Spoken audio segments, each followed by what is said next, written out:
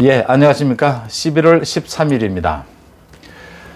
차기 대선 후보 여론조사가 오늘 또 발표가 됐죠. 오늘 발표된 데는 윤석열이 이낙연, 이재명에 이어서 3위를 했습니다. 또 어제 아래는 윤석열이 1위를 했죠. 일주일 전에는 윤석열이 3위를 했습니다. 그때는 3강 구도였고요. 이렇게 차이가 나는 이유는 여론조사 기관별로 조사하는 방식의 차이 때문입니다. 대상이 되는 후보를 몇 명으로 하느냐, 한정하느냐, 아니면 뭐 완전히 열어놓고 하느냐, 그 다음에 전화조사를 하는데 이 무선과 유선을 놓고 이 비율을 어떻게 하느냐, 또 나이대별로, 남녀별로 이렇게 비중이 골고루 나와야 되는데 이 응답이 그렇지가 않거든요. 그러면 가중치를 부여하게 되는데 응답률이 어떻게 되느냐, 이런 거에서 차이가 좀 납니다. 물론 좀 더 정밀하게 들어가면 그 질문의 방식에 의해서도 여론조사는 차이가 납니다. 중요한 것은요, 오늘 갤럽 조사에서도 드러났듯이 윤석열의 지지율은 큰 폭으로 뛰었습니다. 3위긴 하지만요. 어제 아래 윤석열의 지지율도 큰 폭으로 뛰어서 1위를 차지했죠. 일주일 전에도 아주 큰 폭으로 급등하면서 3위, 이낙연, 이재명과 함께 3강 구도를 형성을 했죠. 여론조사는 그 세세한 정확도보다는 전체적인 흐름, 좀 긴 기간을 두고 흐름이 어떻게 흘러가느냐를 보는 것이 적당합니다. 그런 의미에서 윤석열의 지지율이 급등세다, 가파르게 오르고 있다라는 부분이고요. 이 같은 상승세는 앞으로도 계속 이어질 것이다, 그런 전망입니다. 그 다음, 보수와 중도가 집결하고 있다, 결집하고 있다. 지역별로도 영남과 충청이 결집하고 있다. 윤석열을 중심으로. 이런 현상이 뚜렷하게 나타나고 있다. 이 현상은 뭘 의미하느냐? 정권 교체의 가능성이 커지고 있다라는 부분을 많은 국민들이 느낄 수 있었다. 이번 이 3번의 여론조사를 통해서. 정권 교체의 희망이 되고 있다. 윤석열 현상이.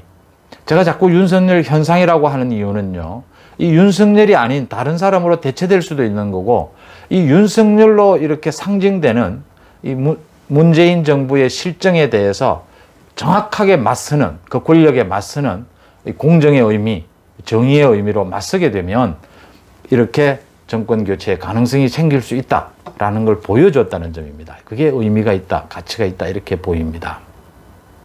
그런 의미에서요, 안철수 국민의당 대표가 제가 안철수 국민의당 대표가 이제는 정말 좀 승부를 걸어야 한다. 이제는 제가 보기에는 안철수 대표가 당 중도의 위치에 있으면서 여쪽, 야쪽 왔다 갔다 하면서 계속 여러 가지 좀 갈팡질팡하는 모습을 보였는데, 중도에 그래도 그 가치는 있으니까 이제는 정말 승부수를 던질 때고, 이번에 야권 혁신 플랫폼 또 야당 대통합, 연대 이런 얘기를 하는 건 저는 이제 최후의 승부수다, 이렇게 얘기를 했습니다.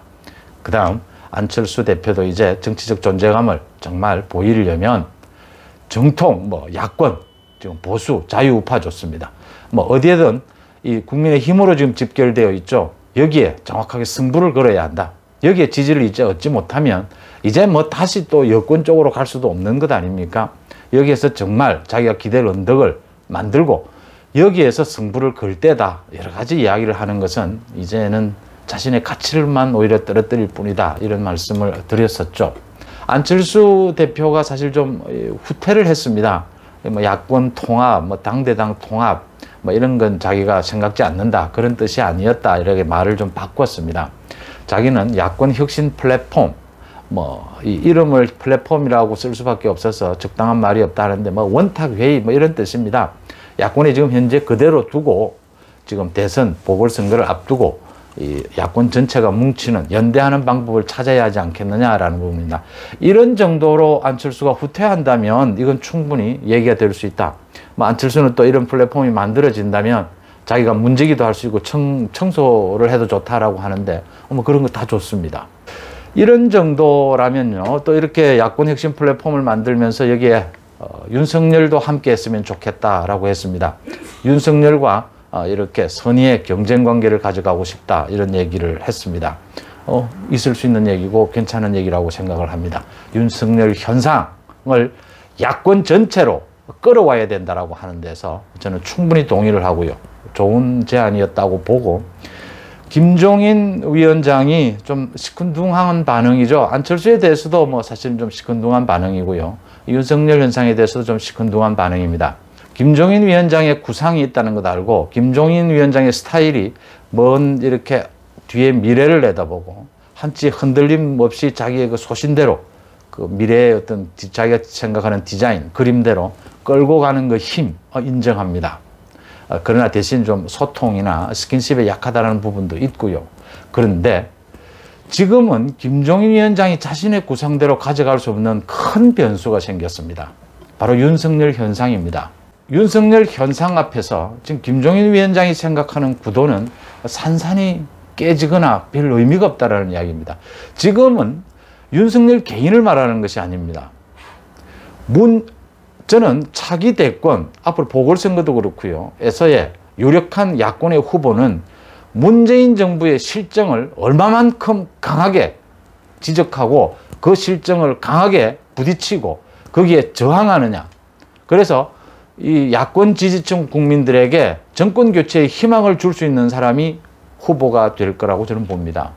그런 의미에서 윤석열이든 또 윤석열이 아니든 윤석열 현상으로 보여주는 이 굉장한 이 정말 국민적 지지세를 끌어오지 않고서는 김종인 위원장이 생각하는 그 구도대로 가지는 않는다라는 점입니다. 그런 의미에서 김종인 위원장이 안철수와 당대당 통합은 정확하게 노라고 한 것이니까요. 이렇게 야권 혁신 플랫폼 또는 원탁 회의, 어떤 이름이든 좋습니다. 이런 연대의 큰 틀에는 포용적으로 갈 필요가 있다. 이렇게 봅니다. 다들 정치하는 사람들이 자신들의 욕심이 있기 때문에 다들 자신의 가치를 부풀리고 또 여러 가지 흔들기도 하고 복선도 깔죠. 그러나 간단하게 얘기해서 중요한 건요. 지금 야권 전체가 반문재인으로 뭉쳐야 할 때고 그런 연대의 틀이 필요하고 그 연대의 틀의 중심에는 윤석열 현상이 분명히 자리를 해야 되고요. 그 다음에 국민의힘에 지금 모여있는 보수 자유우파의 가치 중심이 되어야 된다. 인정하죠. 이런 부분으로 같이 가야 된다라고 봅니다. 그 다음에 제가 아침 유튜브에서 길게 얘기를 했기 때문에 간단하게 하는데 좀 한번 들어볼 만한 반론이 나와서 제가 소개를 합니다. 김성환 민주당 국회의원입니다. 서울 노원병에 이 노원구청장도 지냈고 재선 의원이죠.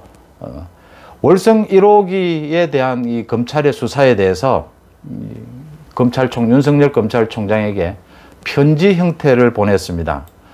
그 월성 원전 1호기에 대한 검찰 수사가 잘못됐다라고 하는 건데요.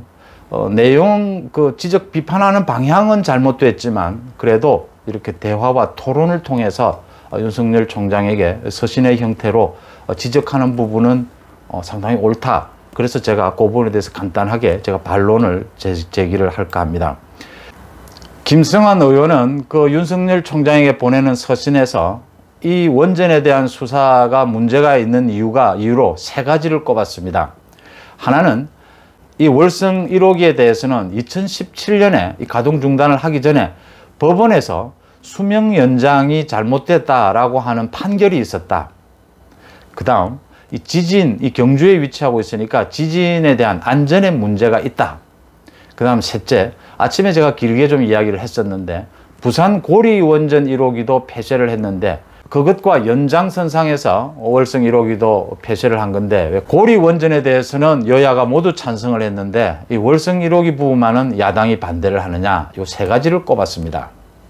먼저 고리 원전 1호기 사례를 든 것 김성환 의원이요. 이건 제가 오전에 충분히 설명을 드렸기 때문에 고리 원전의 경우와 이 월성 원전 1호기의 경우는 완전히 다르다라고 하는 부분요. 안전 문제를 이야기했는데요. 안전 문제는 고리 원전 1호기도 폐쇄 당시에 안전에는 크게 문제가 있다는 건 아니었습니다. 주민들이 불안을 느끼는 것과 안전의 문제가, 전문가들이 안전에 문제가 있다는 건 다른 것이죠. 그럼 고리 원전 1호기보다는 더 안전할 텐데 그래도 지금 원전에 대해서 검찰이 수사하는 것은 안전 문제가 아니죠. 그러니까 포인트가 다르다라는 이야기고요. 지금 경제성 평가를 조작했다라는 부분입니다. 안전 문제가 아니고요. 그 다음 2017년에 법원에서 이 수명 연장에 대해서 이 취소 판결을 내렸다. 법원의 판결은 이렇습니다. 그 수명 연장을 하면서 이 서류 절차가 좀 잘못됐고 또 완전히 아주 안전한 이 시설이 있는데 그 시설을 사용하지 않았다. 그 부분에 좀 문제가 있지 않느냐 이런 판결이 있었던 것 사실입니다. 이것도 또 안전 문제입니다. 수명 연장에. 김성환 의원이 이렇게 합리적으로 서한을 통해서 지적하는 자세는 굉장히 좋지만 이제 말하고자 하는 내용은 전혀 지금 현실과는 다른 문제다. 지금 검찰이 원전 수사를 하는 것은요, 경제성을 조작했고 왜곡했고 그다음 감사원의 감사에 저항했다. 이런 불법을 저지르면서 이 정책 결정을 한 부분을 들여다보자는 겁니다.